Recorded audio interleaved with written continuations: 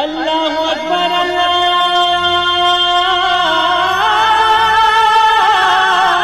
اکبر۔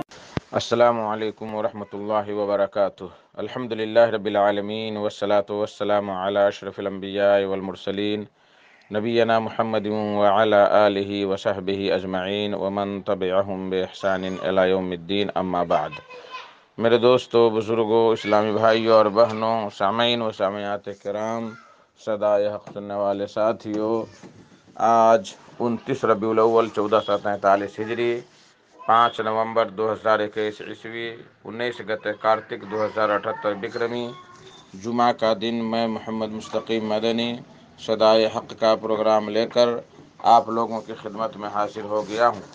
یہ پروگرام آپ روزانہ junk Nandini FM 95.5 mega hertz پر 1:30 بجے سے 2:15 بجے تک سماعت فرماتے آ رہے ہیں۔ آج سے 3 دن قبل سے، یعنی 3 دنوں تک یہ پروگرام دیپاولی کی وجہ سے نہیں چلا ہے، جس کے لیے مجھے بہت افسوس ہے، اور اب انشاءاللہ تبارک و تعالی کنٹینیو چلتا رہے گا، اور ممکن ہے کہ جس دن چھٹ ہو اس دن بھی شاید یہ پروگرام نہ چل سکے۔ تو لیجئے سب سے پہلے ہم اور آپ مل کر تلاوت قرآن مجید سماعت کرتے ہیں۔ بسم اللہ الرحمن الرحیم۔ اعوذ باللہ من الشیطان الرجیم۔ بسم اللہ الرحمن الرحیم۔ اذا السماء انشقت وأذنت لربها وحقت وإذا الأرض مدت وألقت ما فيها وتخلت وأذنت لربها وحقت يا أيها الإنسان إنك كادح إلى ربك كدحا فملاقيه فأما من أوتي كتابه بيمينه فسوف يحاسب حسابا يسيرا وينقلب إلى أهله مسرورا وأما من أوتي كتابه وراء ظهره فسوف يدعو ثبورا ويصلى سعيرا إنه كان في أهله مسرورا إنه ظن أن لن يحور بلى إن ربه كان به بصيرا۔ اللہ اکبر اللہ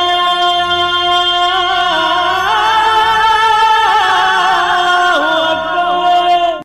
بعدہ ایک خوبصورت سی نعت، آواز شکیل نیپالی کی، بول ہے: نبی نے جو کہا سچ ہے، کوئی جھٹلا نہیں سکتا۔ نبی نے جو کہا سچ ہے، کوئی جھٹلا نہیں سکتا۔ نبی کو جو کہے جھوٹا، وہ جنت پا نہیں سکتا۔ نبی نے جو کہا سچ ہے، کوئی جھٹلا نہیں سکتا۔ نبی نے جو کہا سچ ہے،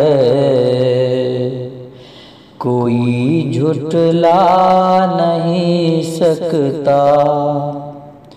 نبی نے جو کہا سچ ہے، کوئی جھٹلا نہیں سکتا، کوئی جھٹلا نہیں سکتا۔ نبی کو جو کہے جھوٹا، وہ جنت پا نہیں سکتا۔ نبی کو جو کہے جھوٹا، وہ جنت پا نہیں سکتا۔ نبوت کا جنہیں دعویٰ ہے، وہ جھوٹے دعوے میں۔ نبوت کا جنہیں دعویٰ ہے، وہ جھوٹے دعوے میں۔ نبوت کا جنہیں دعویٰ ہے وہ جھوٹے ہیں دعوے میں، ہے وہ جھوٹے ہیں دعوے میں، نبی کے بعد کوئی بھی نبی اب آ نہیں سکتا، نبی کے بعد کوئی بھی نبی اب آ نہیں سکتا، جو نافرمان ہے آقا کہ وہ دوزخ میں جائیں گے، جو نافرمان ہے آقا کہ وہ دوزخ میں جائیں گے، کہ جو نافرمان ہے آقا کہ وہ دوزخ میں جائیں گے، کہ وہ دوزخ میں جائیں گے، نبی کا اتباع دوزخ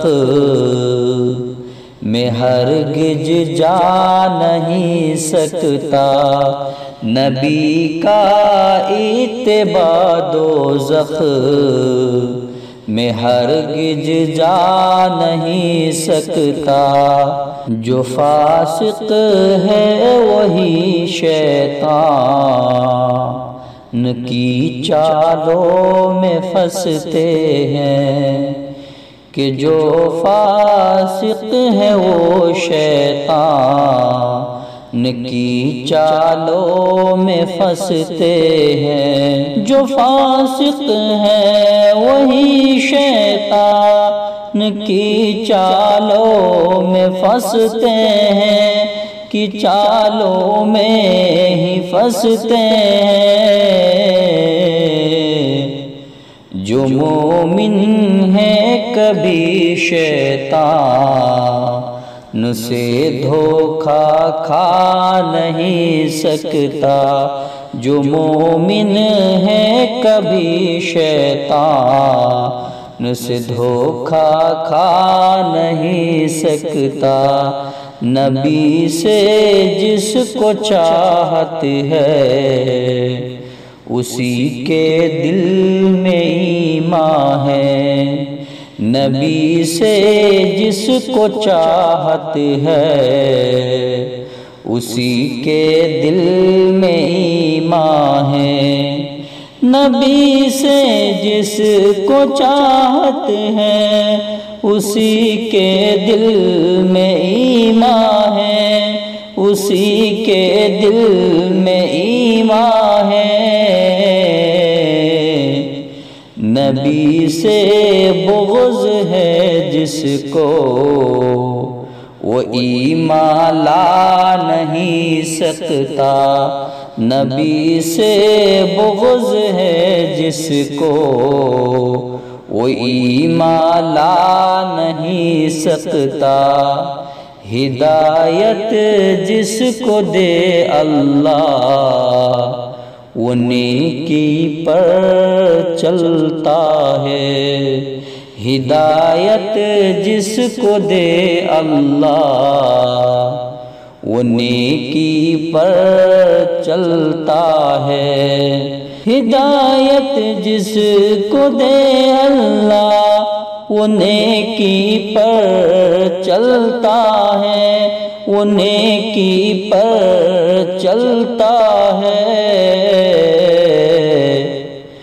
مہر جس دل پہ ہو اس کو کوئی سمجھا نہیں سکتا، مہر جس دل پہ ہو اس کو کوئی سمجھا نہیں سکتا، نبی کی بات کو مجبور سے تم تھام لو شاکر، نبی کی بات کو مجبور سے تم تھام لو شاکر، نبی کی بات کو مضبوطی سے تم تھام لو شاکر، کہ تم تھام لو شاکر، تمہیں دنیا میں کوئی بھی کبھی بہکا نہیں سکتا، تمہیں دنیا میں کوئی بھی کبھی بہکا نہیں سکتا، نبی نے جو کہا سچ ہے کوئی جھٹلا نہیں سکتا، صلی اللہ علیہ وسلم۔ اللہ اکبر اللہ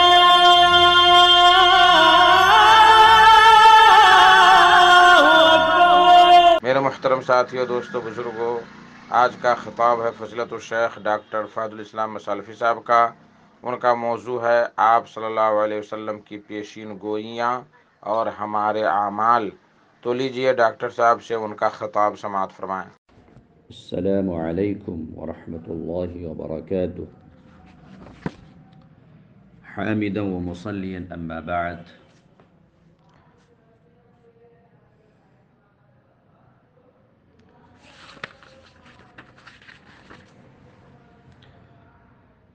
فإن طالت بك حياة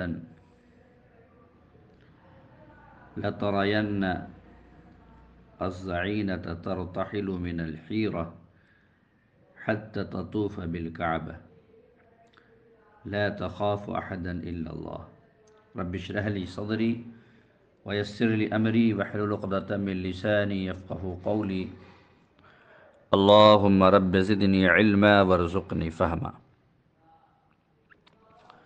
میرے دینی اور ملی بھائیوں، آج کے درس میں جس موضوع کی مناسبت سے باتیں ہوں گی وہ میرا موضوع ہے آپ صلی اللہ علیہ وسلم کی پیشین گوئیاں اور ہمارے اعمال۔ اللہ تعالیٰ سے دعا ہے کہ الہ العالمین تو مجھے کہنے کے ساتھ ساتھ عمل کرنے کی توفیق عطا فرما۔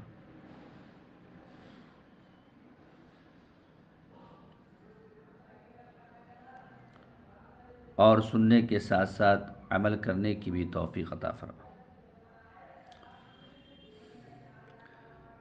اللہ تعالیٰ نے آپ صلی اللہ علیہ وسلم کو کئی معجزات عطا کیے جو کہ آپ صلی اللہ علیہ وسلم کے صدق نبوت پر دلالت کرتے ہیں۔ ان کا ایک حصہ ان پیشگوئیوں سے تعلق رکھتا ہے جو آپ صلی اللہ علیہ وسلم نے بیان فرمائی اور وہ ہو بہو پوری ہوئی، اور کچھ پیشین گوئیاں وہ ہیں جو اب تک پوری نہیں ہوئی اور ان کے بارے میں ہمارا ایمان ہے کہ وہ یقیناً پوری ہوں گی۔ جو پیشین گوئیاں پوری ہو چکی ہیں ان میں سے چند ایک آج ہم اس درس کے اندر بیان فرمائیں گے۔ ہم ان پیش گوئیوں کو دو قسموں میں تقسیم کرتے ہیں۔ ایک تو وہ پیشین گوئیاں ہیں جو متفرق واقعات سے متعلق ہیں، اور دوسری وہ پیشین گوئیاں ہیں جو بعض اعمال کے بارے میں ہیں۔ ہم یہ پیشین گوئیاں اس لیے ذکر کر رہے ہیں کہ ان کی روشنی میں اپنی اصلاح کریں۔ تو لیجئے سب سے پہلے وہ پیشین گوئیاں سماعت کیجئے جن کا تعلق بعض واقعات سے ہے۔ نمبر 1، راستے پرامن ہو جائیں گے اور مسلمان کسریٰ کے خزانوں کو فتح کر لیں گے۔ حضرت عدی بن حاتم رضی اللہ عنہ بیان فرماتے ہیں کہ میں آپ صلی اللہ علیہ وسلم کے پاس بیٹھا تھا کہ ایک شخص آیا اور اس نے فقر و فاقہ کی شکایت کی۔ پھر ایک اور شخص آیا اور اس نے شکایت کی کہ راستے پرامن نہیں ہیں اور لوٹ مار عام ہے۔ آپ صلی اللہ علیہ وسلم نے فرمایا کہ عدی، کیا تم نے ہیرا علاقہ دیکھا ہے؟ میں نے کہا نہیں۔ میں نے دیکھا تو نہیں، البتہ اس کے بارے میں کچھ نہیں جانتا ہوں۔ آپ صلی اللہ علیہ وسلم نے فرمایا فَإِن طَالَتْ بِكَ حَيَاةٌ لَتَرَيَنَّ الضَّعِينَ تَرْتَحِلُ مِنَ الْحِيرَةِ حَتَّى تَطُوفَ بِالْكَافَةِ لَا تَخَافُ أَحَدًا إِلَّا اللَّهَ، کہ اگر تمہاری زندگی لمبی ہوئی تو تم ضرور دیکھو گے کہ ایک عورت اکیلے حیرہ سے سفر کر کے آئے گی یہاں تک کہ وہ خانہ کعبہ کا طواف کرے گی، اور اسے سوائے اللہ تعالیٰ کے اور کسی کا خوف نہیں ہوگا، یعنی راستے پرامن ہو جائیں گے۔ میں نے دل میں کہا اس وقت قبیلہ طے کے بدماش کہاں ہوں گے جنہوں نے ملک میں لوٹ مار مچا رکھی ہے۔ پھر آپ صلی اللہ علیہ وسلم نے فرمایا وَلَئِن طَالَتْ بِكَ حَيَاةٌ لَتُفْتَحَنَّ كُنُوزُ كِسْرَى قُلْتُ كِسْرَى بْنُ هُرْمُزَ قال كِسْرَى بْنُ هُرْمُزَ، اگر تم لمبے عرصے تک زندہ رہے تو تم دیکھو گے کہ کسریٰ کے خزانے یقیناً فتح کر لیے جائیں گے۔ میں نے کہا کسریٰ بن ہرمز کے؟ تو آپ صلی اللہ علیہ وسلم نے فرمایا ہاں، کسریٰ بن ہرمز کے۔ پھر آپ صلی اللہ علیہ وسلم نے بیان فرمایا کہ اگر تمہاری زندگی لمبی ہوئی تو تم یقیناً دیکھو گے کہ ایک آدمی مٹھی بھر سونا یا چاندی لے کر ایک ایسے آدمی کی تلاش میں نکلے گا جو اسے قبول کر لے، لیکن وہ ایسا آدمی نہیں پائے گا جو اس سے اس کا صدقہ مٹھی بھر سونا یا چاندی قبول کر لے۔ اور تم میں سے ایک شخص جب اللہ تعالیٰ سے ملے گا تو اس حال میں ملے گا کہ اس کے اور اللہ تعالیٰ کے درمیان کوئی ترجمان نہیں ہوگا۔ بس اللہ تعالیٰ فرمائے گا کیا میں نے تمہاری طرف رسول نہیں بھیجا تھا جس نے تمہیں میرا دین پہنچایا؟ وہ کہے گا کیوں نہیں؟ اللہ تعالیٰ پھر فرمائے گا کیا میں نے تمہیں مال دے کر تم پر مہربانی نہیں کی تھی؟ وہ کہے گا کیوں نہیں؟ پھر وہ اپنی دائیں طرف دیکھے گا تو اسے جہنم نظر آئے گی، اور اپنی بائیں جانب دیکھے گا تو ادھر بھی اسے جہنم ہی نظر آئے گی۔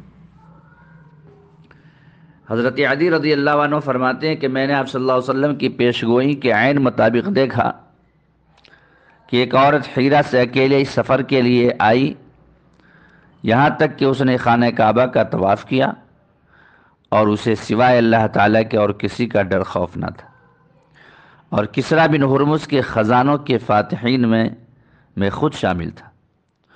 اور میرے بعد جو شخص لمبے عرصے تک زندہ رہے گا وہ یقیناً نبی کریم صلی اللہ علیہ وسلم کی تیسری پیشین گوئی کو مٹھی بھر سونے چاندی کے متعلق بھی لفظ بلفظ پورا ہوتے ہوئے دیکھ لے گا۔ صحیح بخاری حدیث نمبر 3595۔ اس حدیث میں 3 پیشین گوئیاں کی گئی ہیں جن میں سے 2 کو حرف بحرف پورا ہوتا ہوا خود حضرت عدی بن حاتم رضی اللہ عنہ نے دیکھ لیا، اور تیسری پیشین گوئی بھی حضرت عمر بن عبدالعزیز کے دور خلافت میں پوری ہو گئی، جبکہ تمام لوگ نہایت خوشحال ہو گئے، اور ان میں سے کوئی شخص مٹھی بھر سونا چاندی لے کر نکلتا تو اسے قبول کرنے والا کوئی نہ ملتا۔ نمبر 2، خوارج کا ظہور۔ آپ صلی اللہ علیہ وسلم نے اس گمراہ فرقے کے ظہور کے بارے میں جو پیشین فرمائی وہ ہر بہر پوری ہوئی۔ حضرت ابو سعید خدری رضی اللہ عنہ بیان کرتے ہیں کہ ایک دن ہم آپ صلی اللہ علیہ وسلم کے پاس بیٹھے تھے اور آپ کچھ مال تقسیم فرما رہے تھے۔ اسی دوران بنو تمیم کا ایک شخص ذوالخویسرہ نامی آیا اور کہنے لگا اللہ کے رسول آپ عدل و انصاف کریں۔ آپ صلی اللہ علیہ وسلم نے فرمایا ویلک ومن یعدل اذا لم عادل قد خبت وخسرت ان لم اکن عادل، تم ہلاک ہو جا اگر میں عدل نہیں کروں گا تو اور کون کرے گا؟ اگر میں نے انصاف نہیں کیا تو میں خائب و خاسر ہوا۔ حضرت عمر رضی اللہ عنہ یہ سن کر کہنے لگے اللہ کے رسول مجھے اجازت دیجیے میں اس کی گردن اڑا دوں۔ آپ صلی اللہ علیہ وسلم نے فرمایا کہ اسے چھوڑ دو، کیونکہ اس کے اور کئی ساتھی ہیں جن کی نمازوں کے مقابلے میں تم اپنی نمازوں کو اور ان کے روزوں کے مقابلے میں تم اپنے روزوں کو حقیر سمجھو گے۔ وہ قرآن کریم کو پڑھیں گے تو صحیح، لیکن وہ ان کے حلق سے نیچے نہ اترے گا، اور وہ دین سے اس طرح نکل جائیں گے جیسا کہ تیر شکار میں سے باہر نکل جاتا ہے۔ تیر کے پھل کو دیکھا جاتا ہے تو اس میں کچھ نہیں ملتا، پھر جڑ کو دیکھا جاتا ہے تو وہاں پر بھی کچھ نظر نہیں آتا، پھر تیر کی لکڑی کو دیکھا جاتا ہے تو وہاں بھی کوئی نشان نظر نہیں آتا، پھر اس کے پر کو دیکھا جاتا ہے تو وہاں بھی کچھ نہیں ملتا، حالانکہ تیر شکار کے خون اور لید کے درمیان میں سے گزر کر آتا ہے۔ پھر آپ صلی اللہ علیہ وسلم ان کی بعض نشانیاں ذکر کرتے ہوئے فرمایا کہ ان کی نشانی یہ ہے کہ ان میں ایک آدمی سیاہ رنگ کا ہوگا جس کا ایک بازو عورت کے پستان کی مانند ہوگا یا تھل تھل کرتے گوشت کے لوتھڑے کی طرح ہوگا، اور یہ لوگ اس وقت ظاہر ہوں گے جب لوگوں میں افتراق پیدا ہو چکا ہوگا۔ حضرت ابو سعید رضی اللہ عنہ بیان کرتے ہیں کہ میں اس بات کی گواہی دیتا ہوں کہ میں نے یہ حدیث آپ صلی اللہ علیہ وسلم سے سنی تھی، اور میں اس بات کی بھی گواہی دیتا ہوں کہ یہ لوگ حضرت علی رضی اللہ عنہ کے عہد خلافت میں ظاہر ہوئے، اور حضرت علی رضی اللہ عنہ نے ان سے قتال کیا، اور میں خود بھی ان کے ساتھ شامل تھا۔ حضرت علی رضی اللہ عنہ نے حکم دیا کہ اس شخص کو ڈھونڈا جائے جس کا تذکرہ آپ صلی اللہ علیہ وسلم نے کیا تھا، چنانچہ اسے لایا گیا، یہاں تک کہ میں نے دیکھا کہ اس کا حلیہ بالکل وہی تھا جو کہ آپ صلی اللہ علیہ وسلم نے بیان فرمایا تھا۔ صحیح بخاری حدیث نمبر 3610، صحیح مسلم حدیث نمبر 1064۔ اس واقعہ سے ہمیں یہ سبق ملتا ہے کہ بعض اوقات ایک انسان بظاہر بڑا نمازی اور نیک و پارسا معلوم ہوتا ہے، لیکن اپنے باطل نظریات اور غلط عقائد کی بنا پر وہ قرآن مجید کی منمانی تفسیر کر کے دین سے یوں نکل جاتا ہے جیسا کہ تیر شکار کو لگنے کے بعد اس کے جسم سے بڑی تیزی سے نکل جاتا ہے۔ یہ گمراہ فرقہ جس کا ذکر اس حدیث میں کیا گیا ہے، یہ وہ فرقہ ہے جو مسلمانوں میں سے کبیرہ گناہ کے مرتکب کو خارج عن الملہ قرار دیتا ہے، اور جب یہ ظاہر ہوا تھا تو اس نے حضرت علی رضی اللہ عنہ پر کفر کا فتویٰ لگا کر ان کے خلاف اعلان جنگ کر دیا تھا۔ نمبر 3، بدر میں صنادید قریش کا مقتل۔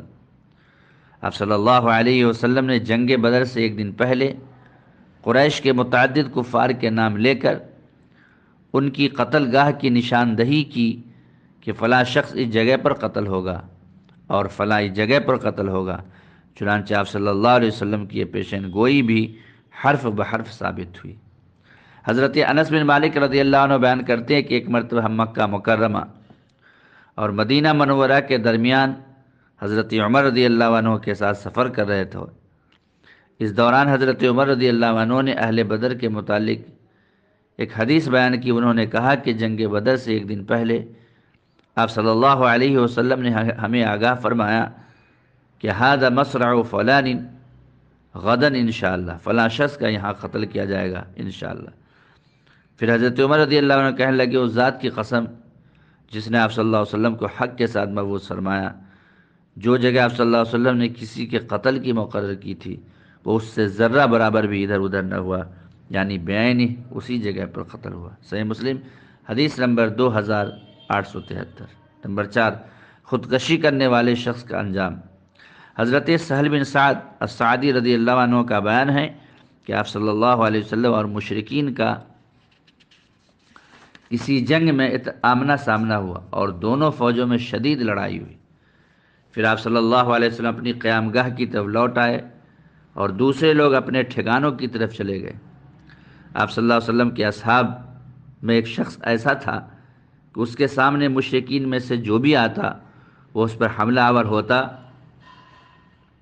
اور اپنی تلوار سے اس کا کام تمام کر دیتا۔ صحابہ کرام نے اس کی بہادری دیکھی تو اس کے متعلق کہا جس طرح آج اس شخص نے شجاعت بہادری کے کارنامے دکھائے ہیں اس طرح ہم میں سے کسی نے بھی نہیں دکھائے۔ آپ صلی اللہ علیہ وسلم نے فرمایا کہ اما انہ من اہل النار، خبردار وہ جہنمی ہے۔ تو لوگوں میں سے ایک شخص کہنے لگا آج میں اس کے ساتھ ہی رہوں گا تاکہ دیکھ سکوں کہ یہ جہنمی کیوں ہے۔ یہ کہہ کر وہ اس کے ساتھ نکل گیا۔ وہ جہاں رکتا ہے بھی رک جاتا اور وہ جہاں چلتا یہ بھی تیز چلنے لگتا۔ آخر کار وہ شخص شدید زخمی ہو گیا، چنانچہ وہ صبر نہ کر سکا اور اس نے اپنی موت کے لیے جلد بازی کرتے ہوئے تلوار کا قبضہ زمین پر ٹکایا اور تلوار کی نوک اپنے دونوں پشتانوں کے درمیان رکھ کر اپنے بدن کا پورا بوجھ اس پر ڈال دیا اور یوں اس نے اپنے آپ کو ہلاک کر دیا۔ اس کا یہ انجام دیکھتے ہی تعاقب کرنے والے صحابی آپ صلی اللہ علیہ وسلم کے پاس آیا اور کہنے لگا اشہد انک رسول اللہ، میں گواہی دیتا ہوں کہ آپ یقینا اللہ کے رسول ہیں۔ آپ صلی اللہ علیہ وسلم نے پوچھا بات کیا ہے؟ اس نے کہا آپ نے جب یہ فرمایا تھا کہ فلاں آدمی جہنمی ہے تو لوگوں پر یہ بات بڑی گرا گزری تھی، اس پر میں نے ان سے وعدہ کیا تھا کہ آج میں اس کا تعاقب کروں گا اور تمہیں بتاؤں گا کہ اس کا انجام کیا ہوتا ہے۔ چنانچہ میں اس کے پیچھے نکل گیا یہاں تک کہ جب وہ شدید زخمی ہوا تو اس نے موت کے لیے جلد بازی کی، تلوار کا قبضہ زمین پر ٹکایا اور اس کی نوک اپنے سینے پر رکھ کر اپنے جسم کا پورا وزن اس پر ڈال دیا اور یوں وہ خودکشی کر کے ہلاک ہو گیا۔ تب آپ صلی اللہ علیہ وسلم نے فرمایا کہ بے شک ایک آدمی بظاہر اہل جنت والا عمل کرتا ہے حالانکہ وہ اہل جہنم میں سے ہوتا ہے، اور ایک آدمی بظاہر اہل جہنم والا عمل کرتا ہے اور در حقیقت وہ اہل جنت میں سے ہوتا ہے۔ صحیح بخاری حدیث نمبر 2898، صحیح مسلم حدیث نمبر 112۔ اس واقعہ سے جہاں یہ ثابت ہوتا ہے کہ آپ صلی اللہ علیہ وسلم نے جو پیشین گوئی کی وہ ہر بھر پوری ہوئی، وہاں ہمیں اس سے یہ سبق ملتا ہے کہ اعمال کا دار و مدار خاتمہ پر ہے، لہٰذا ہمیں یہ کوشش کرنی چاہیے کہ زندگی اللہ تعالیٰ کی رضا کے مطابق گزرے، اس کے حکام پر عمل کرتے ہوئے اور اس کی حرام کردہ چیزوں سے اجتناب کرتے ہوئے ہم اس ذمہ داری کو پورا کریں جس کے لیے ہمیں پیدا کیا گیا ہے، تاکہ جب ہمارا خاتمہ ہو تو اس وقت اللہ تعالیٰ ہم سے راضی ہو۔ اللہ تعالیٰ سے دعا ہے کہ وہ ہمیں حسن خاتمہ نصیب کرے اور برے خاتمہ سے بچائے۔ نمبر 5، حضرت حسن رضی اللہ عنہ اور دو جماعتوں کے درمیان صلح۔ حضرت ابو بکر رضی اللہ عنہ کا بیان ہے کہ ایک دن آپ صلی اللہ علیہ وسلم اپنے نواسے حضرت حسن رضی اللہ عنہ کو گھر سے باہر لائے، پھر اسے ممبر پر لے گئے اور ارشاد فرمایا ابنی ھذا سید ولعل اللہ ان یصلح به بین فئتین من المسلمین، میرا یہ بیٹا سردار ہے اور شاید اللہ تعالیٰ اس کے ذریعے مسلمانوں کی دو جماعتوں کے درمیان صلح کرائے۔ صحیح بخاری حدیث نمبر 3629۔ آپ صلی اللہ علیہ وسلم کی یہ پیشین گوئی بھی بعین ہی پوری ہوئی۔ چنانچہ حضرت علی رضی اللہ عنہ کی شہادت کے بعد جب حضرت حسن رضی اللہ عنہ خلیفہ بنے تو دوسری طرف حضرت معاویہ رضی اللہ عنہ کی بہت بڑی فوج ان سے جنگ کرنے پر تیار ہو گئی، لیکن حضرت حسن رضی اللہ عنہ حضرت معاویہ رضی اللہ عنہ کے حق میں دستبردار ہو گئے، جس سے مسلمانوں کی دو جماعتوں کے درمیان صلح کی راہ ہموار ہو گئی۔ صلح کا یہ پورا واقعہ صحیح بخاری موجود ہے، حدیث نمبر 2704۔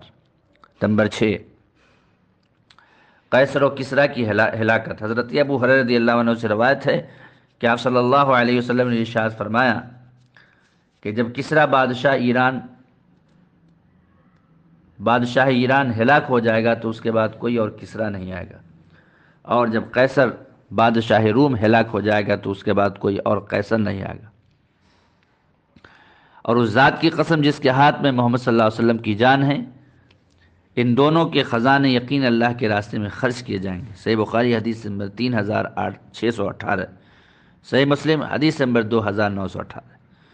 اب صلی اللہ علیہ وسلم کی یہ پیشین گوئی بھی لفظ بلفظ پوری ہوئی، چنانچہ خلفائے راشدین حضرت ابو بکر، حضرت عمر اور حضرت عثمان رضی اللہ عنہ کے ادوار میں قیصر و کسریٰ کی سلطنت فتح ہو گئی اور اس کے بعد دوبارہ قائم نہ ہو سکی، اور ان دونوں کے خزانے اللہ کے راستے میں خرچ کیے گئے۔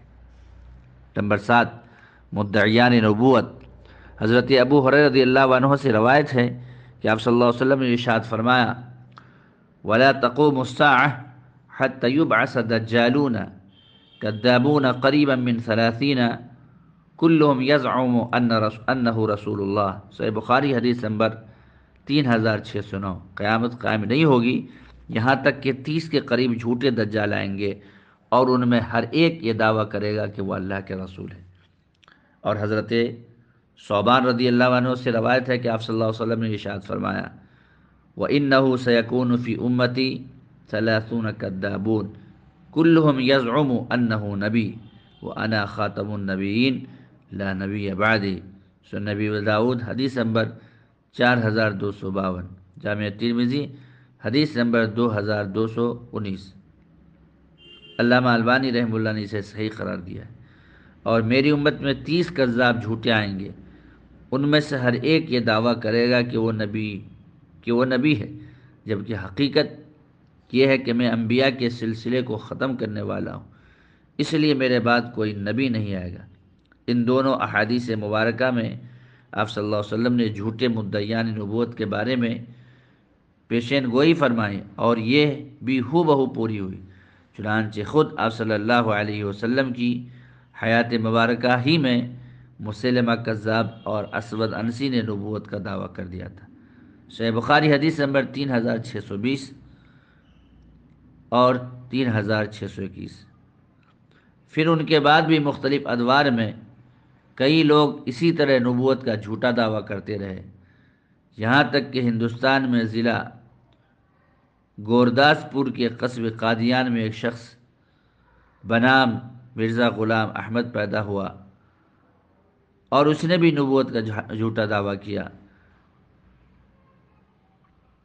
نمبر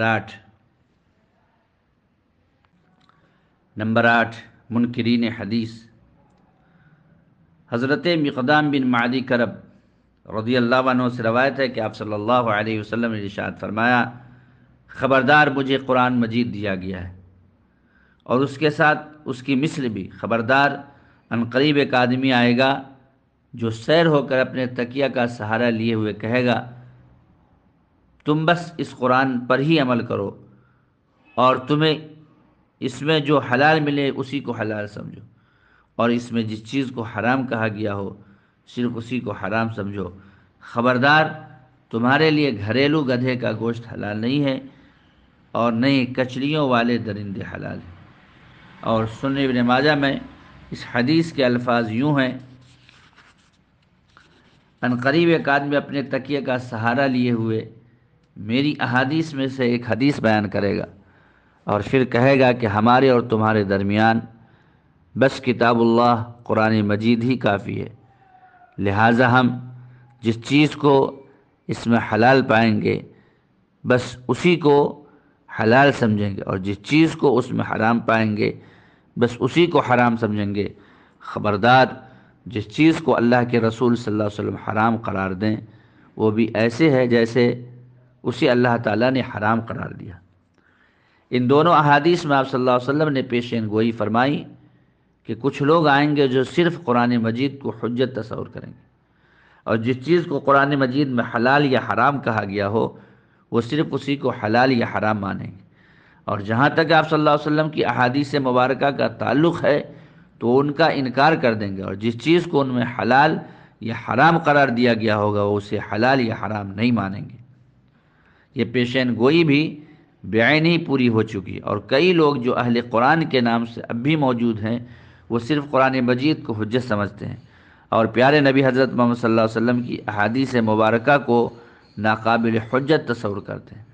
اور یہ بڑی عجیب سی بات ہے کہ ایک طرف آپ صلی اللہ علیہ وسلم کے صحابہ کرام رضی اللہ عنہم آپ کی احادیث مبارکہ کو یاد کرتے تھے، اور کئی صحابہ کرام باقاعدہ انہیں لکھا بھی کرتے تھے، جبکہ دوسری طرف کچھ لوگ انہیں سرے سے حجت ہی نہیں سمجھتے، اور کئی لوگ انہیں حجت تو مانتے ہیں لیکن جب ان کے امام کا قول احادیث سے ٹکراتا ہو تو وہ اپنے امام کے قول کو چھوڑنے کی بجائے احادیث کی بیجا تعویلات کرتے ہیں۔ صحابہ کرام رضی اللہ عنہم کو نبی کریم صلی اللہ علیہ وسلم کی احادیث سے کس قدر لگاؤ اور پیار تھا، اس کا اندازہ حضرت ابو ہریرہ رضی اللہ عنہ کے قصے سے کیا جا سکتا ہے۔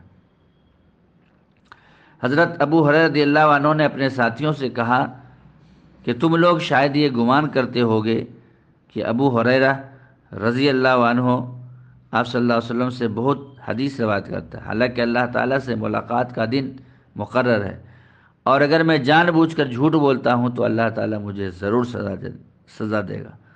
حقیقت یہ ہے کہ میں ایک مسکین آدمی تھا اور تھوڑا بہت کھا پی کر زیادہ تر وقت آپ صلی اللہ علیہ وسلم کی خدمت میں گزارتا تھا۔ جبکہ مہاجرین رضی اللہ عنہم بازاروں میں کاروبار میں مصروف رہتے تھے اور انصاری صحابہ اپنے مالوں کی حفاظت میں مشغول رہتے تھے۔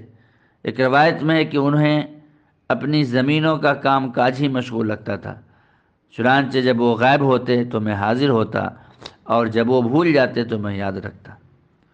ایک دن آپ صلی اللہ علیہ وسلم نے ارشاد فرمایا کہ من یبسط ثوبہ فلن ینس شیئا سمعہ منی، جو شخص اپنی چادر پھیلائے گا وہ مجھ سے سنی ہوئی میری احادیث کو کبھی نہیں بھولے گا۔ وفی روایت ایکم یبسط ثوبہ فیاخذ من حدیث ھذا ثم یجمعہ الی صدرہ فإنہ لم ینس شیئا سمعہ منی، کہ دوسری روایت میں ہے کہ جو شخص اپنی چادر پھیلائے گا پھر میری اس حدیث کو سنے گا اور اس کے بعد اسے اپنے سینے سے لگا لے گا تو وہ میری حدیث کو کبھی نہیں بھولے گا۔ چنانچہ میں نے ایک چادر بچھا دی یہاں تک کہ آپ صلی اللہ علیہ وسلم اپنے گفتگو سے فارغ ہو گئے، پھر میں نے اسے اپنے سینے سے لگا لیا، اسی لیے میں اس دن کے بعد آج تک کوئی حدیث نہیں بھولا۔ صحیح بخاری حدیث نمبر 2047، صحیح بخاری حدیث نمبر 1118، اور صحیح بخاری میں تیسری جگہ ہے 2350 نمبر پر یہ حدیث موجود ہے۔ صحیح مسلم حدیث نمبر 2492۔ طلب حدیث کے لیے سفر، کئی صحابہ کرام رضی اللہ عنہم صرف طلب حدیث کے لیے باقاعدہ لمبے لمبے سفر کرتے تھے۔ اس سلسلے میں ہم چند واقعات یہاں ذکر کر رہے ہیں، جبکہ علوم حدیث کی کتابیں ایسے واقعات سے بھری پڑی ہیں۔ نمبر 1، حضرت جابر بن عبداللہ رضی اللہ عنہ بیان کرتے ہیں کہ مجھے ایک صحابی کے واسطے سے آپ صلی اللہ علیہ وسلم کی ایک حدیث پہنچی جسے خود میں نے آپ صلی اللہ علیہ وسلم سے نہیں سنا تھا، لہٰذا میں نے ایک اونٹ خریدا اور اس پر کجاوا کسنے کے بعد میں اس صحابی کی طرح روانہ ہو گیا جو کہ ملک شام میں مقیم تھے۔ میں مکمل 1 ماہ تک سفر کرتا رہا یہاں تک کہ شام میں پہنچ گیا۔ وہ صحابی عبداللہ بن انیس انصاری رضی اللہ عنہ تھے۔ میں سیدھا ان کے پاس پہنچا اور میں نے کہا مجھے حقوق کے بارے میں آپ کے واسطے سے ایک حدیث پہنچی ہے جسے میں نے آپ صلی اللہ علیہ وسلم سے نہیں سنا، اور مجھے معلوم ہوا کہ آپ نے وہ حدیث براہ راست آپ صلی اللہ علیہ وسلم سے سنی ہے، اور مجھے اس بات کا اندیشہ ہوا کہ کہیں حدیث سننے سے پہلے ہی میری موت نہ آ جائے یا کہیں آپ انتقال نہ کر جائے۔ انہوں نے کہا کہ میں نے آپ صلی اللہ علیہ وسلم سے سنا تھا، آپ نے ارشاد فرمایا کہ لوگوں کو اس حالت میں اٹھایا جائے گا کہ وہ غیر مختون اور خالی ہاتھ ہوں گے، یعنی وہ اس طرح ہوں گے جیسا کہ وہ ماں کے پیٹ سے پیدا ہوئے تھے۔ پھر ایک پکارنے والا انہیں پکارے گا اور اس کی آواز دور والا بھی اسی طرح سنے گا جیسا کہ اسے قریب والا سنے گا۔ آج میں ہی حساب لینے والا ہوں، اور کوئی جہنمی اس حال میں جہنم میں داخل نہیں ہو سکتا کہ اہل جنت میں سے کسی شخص کا اس پر حق ہو یہاں تک کہ میں اس سے بدلہ لے لوں، اور کوئی جنتی اس حال میں جنت میں داخل نہیں ہو سکتا کہ اہل جہنم میں سے کسی شخص کا اس پر حق ہو یہاں تک کہ میں اس سے بدلہ لے لوں، حتیٰ کہ ایک تھپڑ کا بھی بدلہ لیا جائے گا۔ صحابہ کرام رضی اللہ عنہ نے سوال کیا بدلہ کیسے لیا جائے گا جبکہ ہم تو اس دن ننگے بدن غیر مختون اور خالی ہاتھ ہوں گے؟ آپ صلی اللہ علیہ وسلم نے فرمایا کہ بدلہ نیکیوں اور برائیوں کے ساتھ لیا جائے گا۔ صحیح بخاری۔ نمبر 2، حضرت ابو ایوب انصاری رضی اللہ عنہ نے حضرت عقبہ بن عامر جوہنی رضی اللہ عنہ کی طرف محض اس لیے سفر کیا کہ ان سے حدیث کے بارے میں سوال کرنا چاہتے تھے جسے آپ صلی اللہ علیہ وسلم سے سننے والوں میں ان کے علاوہ کوئی اور صحابی موجود نہ تھا۔ چنانچہ وہ مدینہ منورہ سے سیدھے امیر مصر حضرت مسلمہ بن مخلد انصاری رضی اللہ عنہ کے گھر پہنچے۔ حضرت مسلمہ رضی اللہ عنہ اس وقت سو رہے تھے۔ حضرت ابو ایوب رضی اللہ عنہ نے کہا کہ انہیں جگا دو۔ ان کے گھر والوں نے کہا کہ نہیں، ابھی نہیں جگاتے یہاں تک کہ وہ خود بیدار ہوں۔ حضرت ابو ایوب رضی اللہ عنہ نے کہا نہیں، میں انتظار نہیں کر سکتا۔ تب انہوں نے انہیں بیدار کر دیا۔ چنانچہ وہ اٹھے اور اپنے مہمان کو خوش آمدید کہا اور ان سے کہا کہ اپنا سامان وغیرہ اپنی سواری سے اتار دو اور آرام کرو۔ انہوں نے کہا نہیں، یہاں تک کہ آپ حضرت عقبہ بن عامر جوہنی رضی اللہ عنہ کو بلوائیں، جن سے مجھے ایک ضروری کام ہے۔ چنانچہ انہیں بلوایا گیا۔ حضرت ابو ایوب رضی اللہ عنہ نے کہا کہ آپ نے مومن کے عیبوں پر پردہ پوشی کے بارے میں آپ صلی اللہ علیہ وسلم سے کوئی حدیث سنی تھی؟ انہوں نے کہا جی ہاں، میں نے آپ صلی اللہ علیہ وسلم کا ارشاد خود سنا ہے، من ستر مؤمنا فی الدنیا علی کربتہ سترہ اللہ یوم القیامہ، کہ جس شخص نے دنیا میں کسی مومن کے عیب پر پردہ ڈالا، اللہ تعالیٰ قیامت کے دن اس کے عیبوں پر پردہ ڈالے۔ ایک اور روایت میں ہے کہ حضرت ابو ایوب رضی اللہ عنہ نے کہا کہ آپ نے یہ حدیث آپ صلی اللہ علیہ وسلم سے خود سنی تھی کہ من وجد مسلما علی عورت فسترہ فکانما احیا موعودۃ من قبرها، کہ جس شخص نے کسی مسلمان میں کوئی عیب دیکھا پھر اس پر پردہ ڈال دیا تو اس نے گویا کہ زندہ درگور کی ہوئی لڑکی کو اس کی قبر سے دوبارہ زندہ کیا۔ حضرت عقبہ بن عامر رضی اللہ عنہ نے کہا جی ہاں، یہ حدیث میں نے آپ صلی اللہ علیہ وسلم سے خود سنی تھی۔ اس کے بعد حضرت ابو ایوب رضی اللہ عنہ اپنی سواری کی طرف بڑھے اور اس پر سوار ہو کر مدینہ منورہ کی طرف روانہ ہو گئے۔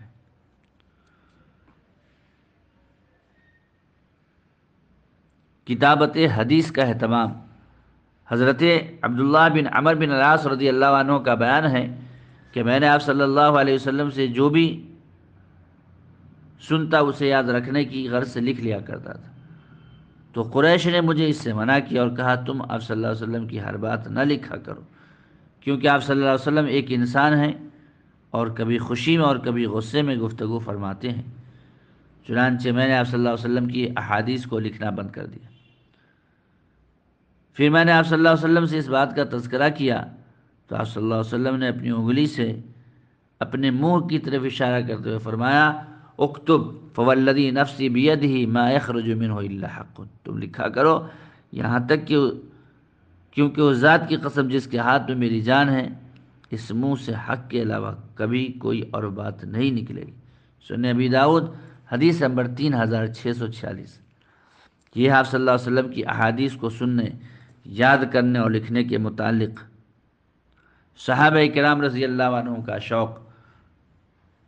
تو اس شخص سے بڑا بد نصیب کون ہو سکتا ہے جو صحابہ کرام رضی اللہ عنہ کی اس طرز عمل کو چھوڑ کر بلکہ نبی صلی اللہ علیہ وسلم کے فرامین اور حتیٰ کہ خود قرآن مجید کی آیات کو نظر انداز کر کے صرف کتاب اللہ کو حجت سمجھے اور پیارے نبی حضرت محمد صلی اللہ علیہ وسلم کی احادیث مبارکہ کو درخور اعتنا نہ سمجھے۔